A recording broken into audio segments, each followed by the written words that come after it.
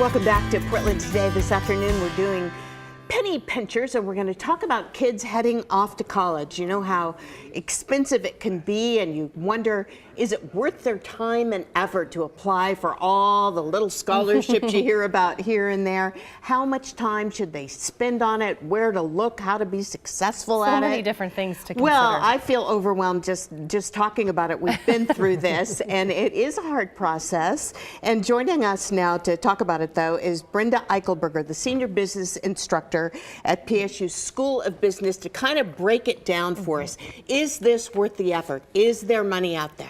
There is a lot of money out there, almost $50 billion with a B. Wow. $50 billion are given out in scholarship. And one thing that really concerned me is that $100 million, according to one source, was left on the table because there was not enough qualified applicants. So I want to help people change that. I guess the first start is really, or the start rather, is to motivate your student, because after they're going through the whole application just to get into the schools, I feel like they might be burned out. So how can a parent motivate their child?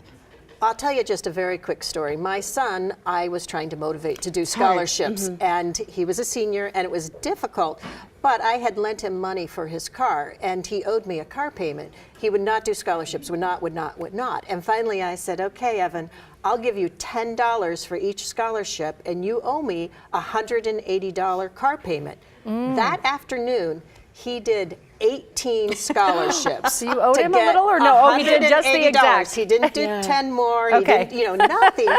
And out of that, he got over $12,000 worth of scholarships. Wow. And he got more than anyone else at his high school. Boy, so that was surprising to me. Huh? That's pretty good. Wonderful. So when do you start? Because one thing that I noticed as we went through the process is that deadlines are early. Deadlines are early, and you can start as a junior in high school. You can start as a junior in high school. You can do it as a senior, which most people believe. You can also do it as a freshman, a sophomore, and a junior. Really? And get ready to go to graduate school for your senior year. It should be an annual event. And as far as where to look, are there any places you really recommend that's a really good source? The really good source is yourself. What you want to do first is assess any unique qualifications you have. So if you're red-haired, if you're left-handed, if you have Scottish descent, if you're interested in engineering, all of those things have a scholarship associated with them. So write a list of what you have about yourself. So the first thing is assess your skills.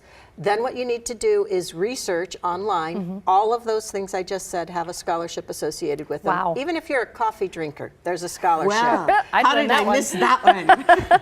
And then what you should do is apply. And I would say target 20. And like I said, my son did 18 of them in 5 hours from a very cold start. He did not want to start, and he did it. And so anyone can. More than paid off. From $180, he got $12,000 in scholarships. Impressive. Phenomenal. $12,000 goes a long ways today. It really does. Now, once somebody's in college, is that it? Have they gotten all they're going to get?